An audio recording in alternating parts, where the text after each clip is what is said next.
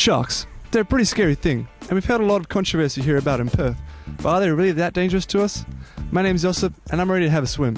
I gotta admit, I'm pretty reluctant to, but I'm also aware that there's still a lot we don't know about sharks. So before I head off, let's go find out a bit more about them.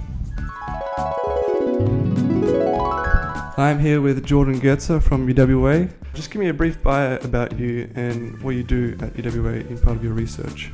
I'm doing my PhD on periodically harvested marine closures over in Fiji.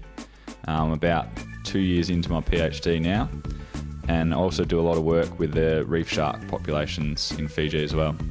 Yeah, so tell me about the shark kind of research you've been doing when it comes to marine reserves. I mean, you go over to Fiji and you study over there.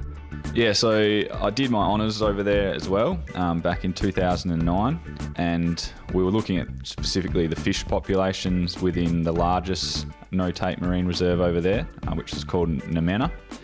And I published some results on the fish populations, and then just after I finished, there was a push to ban shark fishing altogether in Fiji waters. So yeah, a few people contacted me and said, oh, what about the sharks in this marine reserve? And I hadn't looked at the sharks because they don't really fish them traditionally in Fiji. So I pulled out the shark data, and sure enough, I found this really interesting result. What did you find? Did the sharks kind of benefit from the marine reserves? Yeah, so I found twice the amount of sharks, the abundance of sharks, and then also twice the weight, so we call that biomass.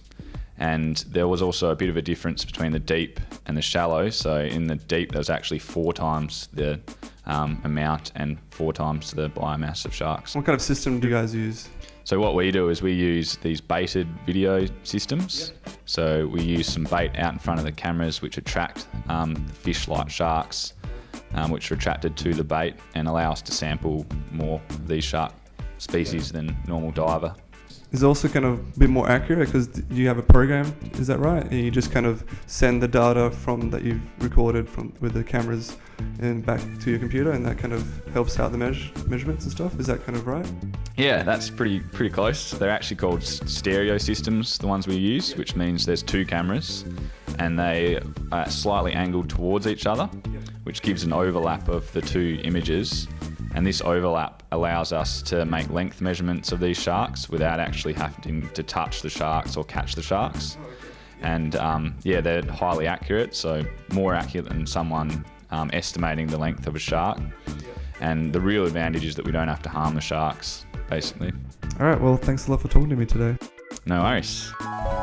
So there you have it. The chances of me being in today are pretty low, and we actually should be looking into ways to help the shark population, and marine reserves could be the way of the future. Now, time for that swim.